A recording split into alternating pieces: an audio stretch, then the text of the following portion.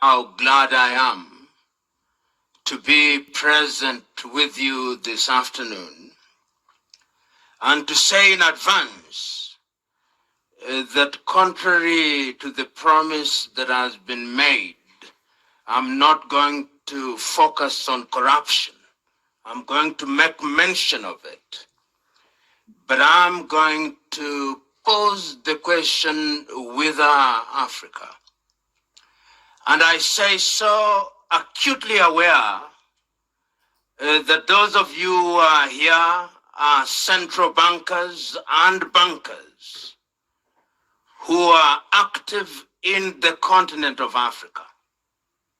The continent of Africa, as we all know, is a continent that has been abused and cannibalized over the years. She's a continent that many times is mentioned as if she were homogeneous, which is not true. Many of you will know, courtesy of history, that this continent is divided into 54 odd countries, the product of one of the most diabolical schemes ever visited by man to man, the Berlin Conference of 1884 to 1885. Where the now pontificating countries of the West sat and carved out spheres of influence.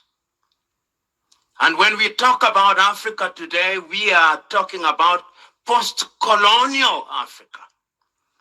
We never talk about Africa before colonization. And in fact,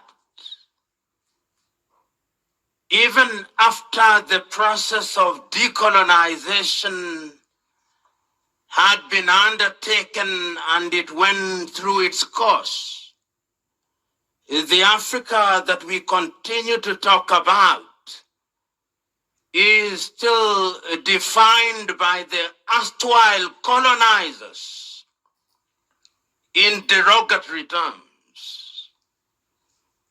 You still hear the erstwhile colonizers in their unguarded moments refer to Africa as Anglophone Africa, as Lusophone Africa, as Francophone Africa.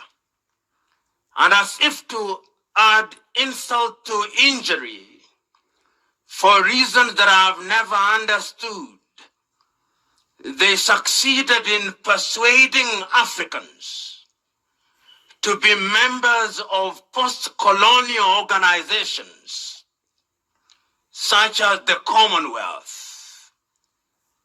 And it is never lost on me that the Commonwealth, which is an organization supposedly of equal countries, has as its titular and permanent head the British monarch. And in the recent past, they have been attracting countries which were not formerly their colonies, like Rwanda and Mozambique.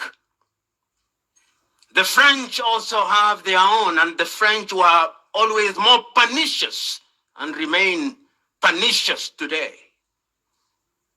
They put together their former colonies and still control their banks, complete with a currency that is printed and controlled from Paris, the CFA franc.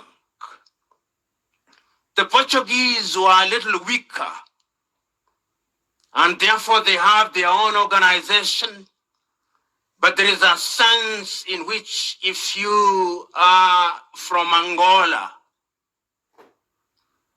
or from Mozambique, or from Cabo Verde, or Guinea-Bissau, you still look to Lisbon as your true north.